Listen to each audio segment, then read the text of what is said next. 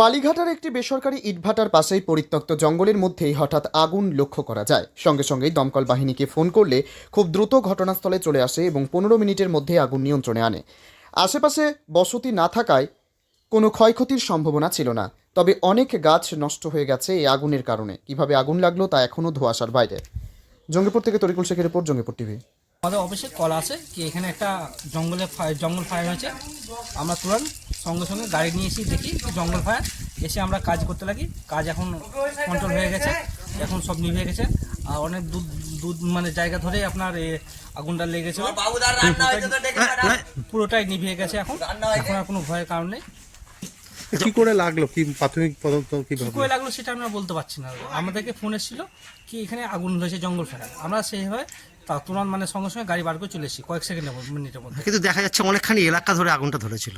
এবার সঙ্গে সঙ্গে আমাদের যতক্ষণ ফোন করেছে আমাদের গাড়ি আসতে যতক্ষণ টাইম লাগে সেটু টাইম আমাদের সবসময় রেডি থাকে। আমাদের ক্রু সবসময় রেডি, 24 ঘন্টা 24/7 মানে আমাদের রেডি থাকে ক্রু। আমাদের কোনো সময় ক্রু বসে থাকে না থাকে, সবসময় রেডি থাকে আমাদের অফিসে। আগুন এখন আন্ডার কন্ট্রোল। হ্যাঁ, কন্ট্রোল আমাদের এখন। আপনার নাম? আমার নাম এমডি সেবিম আলী, কতটা জঙ্গিপুর ফায়ার স্টেশন।